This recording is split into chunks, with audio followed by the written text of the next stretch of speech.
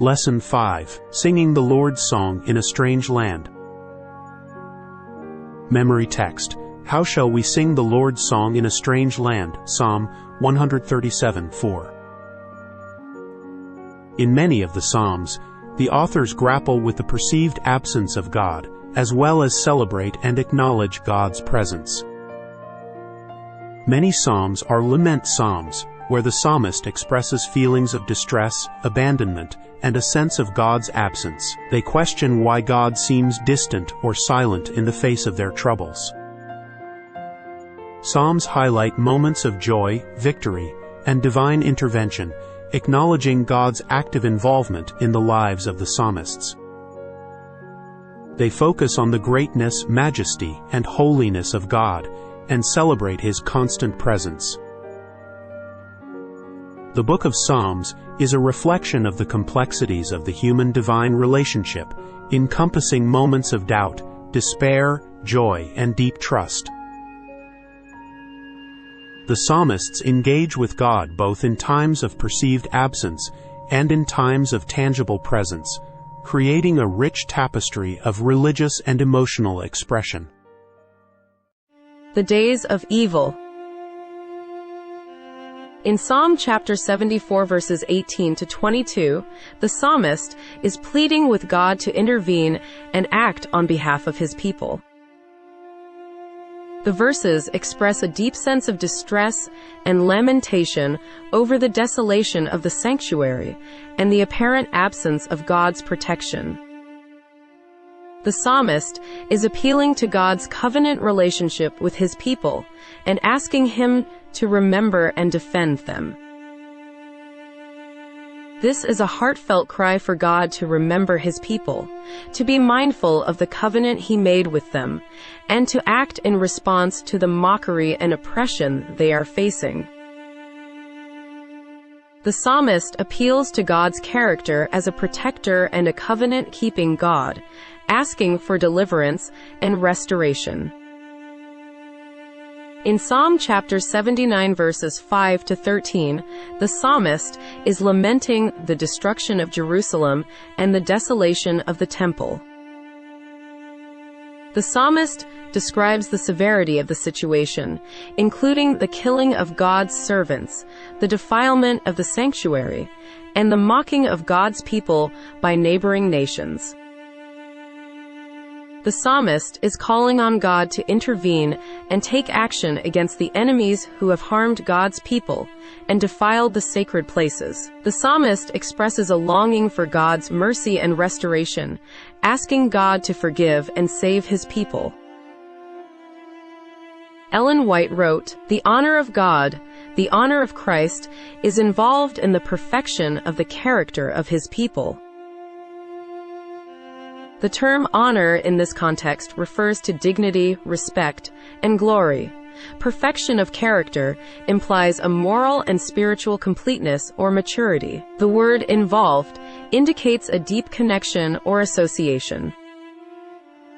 The idea is that as individuals grow in their character, they become more Christ-like. How we live and the kind of people we become has a direct impact on the honor and reputation of God and Christ.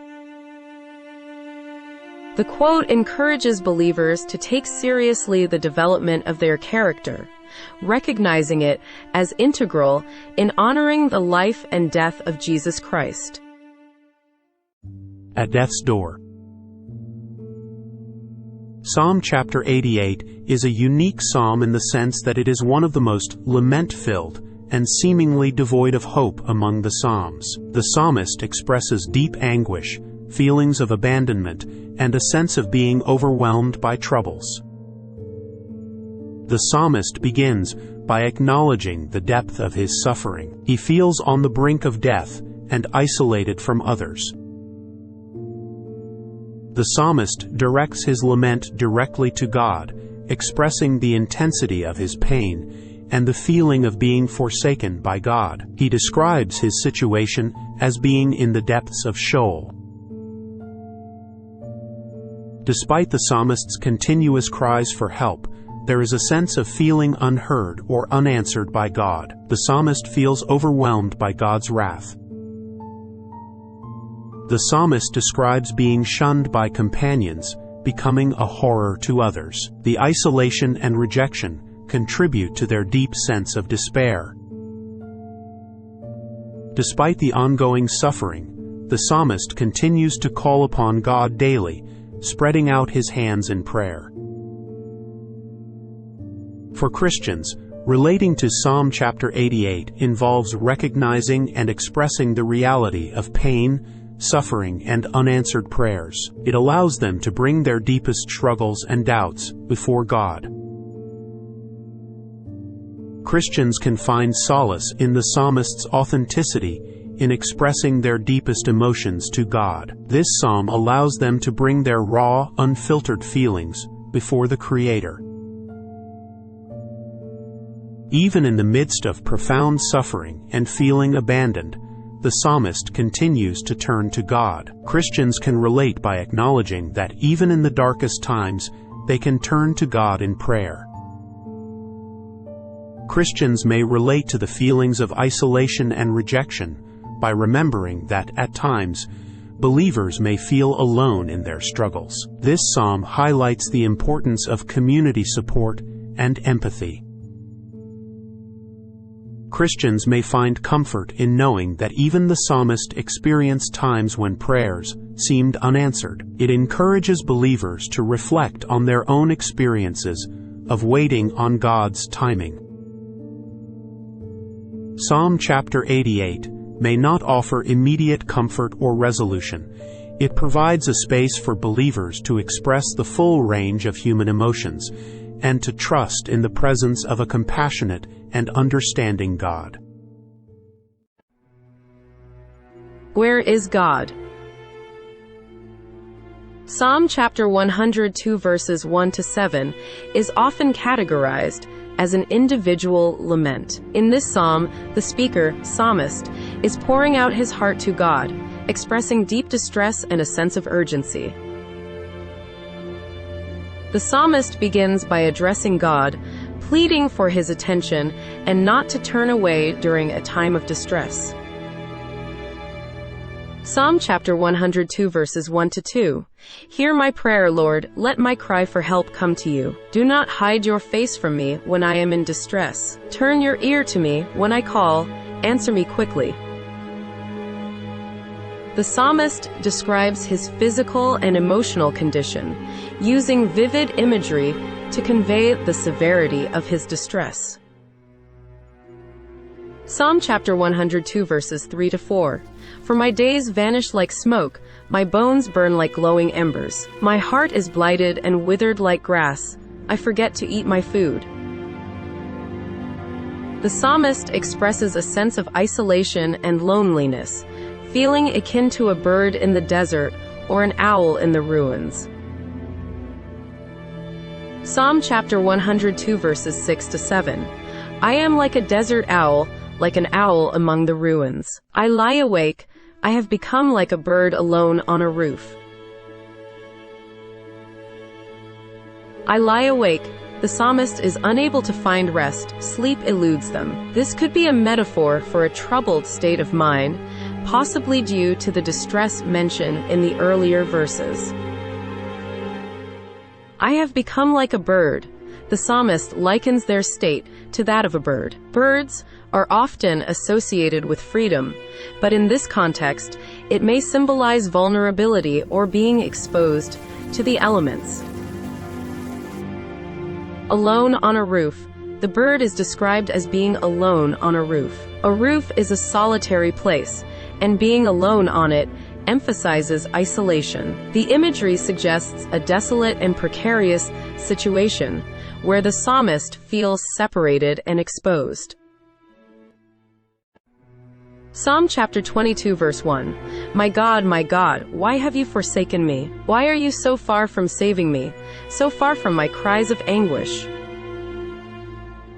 This verse is particularly notable because it is a Messianic psalm and carries deep theological significance. It is quoted in the New Testament, specifically in the Gospels of Matthew and Mark.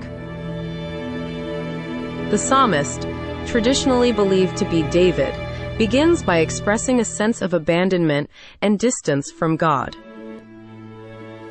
The psalmist is grappling with the apparent absence of God during a time of great distress. The psalm reflects the psalmist's struggle to understand why God seems distant, especially in a moment of need. The psalmist describes the intensity of their suffering with the phrase, "cries of anguish." This portrays a deep emotional and physical distress that prompts the psalmist to cry out to God for salvation.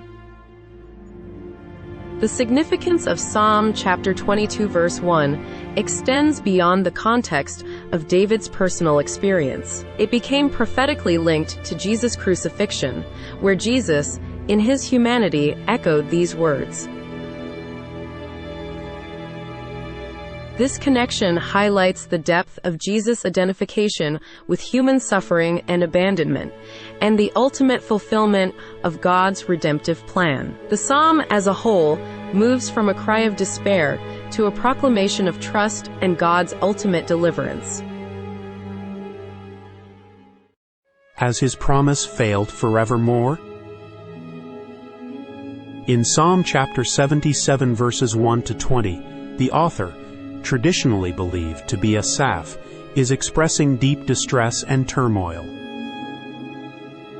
The psalm begins with the author crying out to God in distress. The writer is in a state of deep trouble and is desperately seeking God's attention and intervention. The psalmist describes being so troubled that he cannot sleep. His distress is so intense that it keeps him awake at night.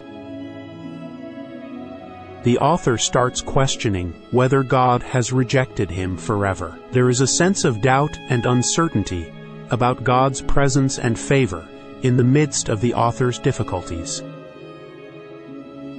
In the midst of the crisis, the psalmist reflects on God's past acts of deliverance and wonders. This includes the Exodus, where God led the Israelites out of Egypt. The author finds comfort in remembering God's mighty deeds in history. The psalm concludes with the author pleading for God's intervention and expressing a desire to see His power and glory again. The psalmist acknowledges God's sovereignty and prays for His mercy and compassion. Overall, Psalm chapter 77 captures the emotional journey of the psalmist through a time of deep distress, doubt, and sleeplessness. It illustrates a common pattern in many psalms where the psalmist begins with lament but ultimately turns to God, finding hope and comfort in remembering God's faithfulness in the past. Lest the righteous be tempted. In Psalm chapter 94 verses 3 to 7, the psalmist faces several struggles. He witnesses the triumph and success of the wicked, who engage in evil deeds without consequence. The psalmist observes the wicked speaking harshly and boasting about their iniquity. Psalm chapter 94 verse 4. The wicked oppress and mistreat vulnerable members of society. Psalm chapter 94 verse 6. This struggle is a recognition of the unjust treatment of the innocent and defenseless by those in power. Despite the wickedness and oppression perpetrated by the evildoers, they deny the existence of divine justice and oversight. This denial of accountability to God adds to the psalmist's anguish and frustration. Psalm chapter 73 is a reflective and introspective psalm attributed to Asaph, a Levite and one of the chief musicians appointed by King David. Psalm chapter 73 grapples with why the righteous suffer while the wicked prosper. The psalmist experiences a crisis of faith as he observes the seeming success and comfort of those who disregard God's laws. This challenges the psalmist's understanding of divine justice and tests his commitment to living righteously. The psalmist's perspective shifts when he enters God's sanctuary and gains a broader view of reality. He realizes that the prosperity of the wicked is fleeting and their end is destruction. This realization leads the psalmist to reaffirm his faith in God's righteous judgment and sovereignty. The psalm serves as a reminder that appearances can be deceiving and that true prosperity lies in a relationship with God. It encourages believers to trust in God's wisdom and timing, even when circumstances seem unfair or perplexing. Psalm chapter 73 illustrates the journey from doubt and disillusionment to renewed faith and trust in God's providence. It offers comfort and assurance to those who wrestle with the apparent injustices of the world, reminding them of God's ultimate authority and goodness. Thank you for studying with us. We would appreciate a like on this video and ask you to subscribe. And always keep the faith of Jesus.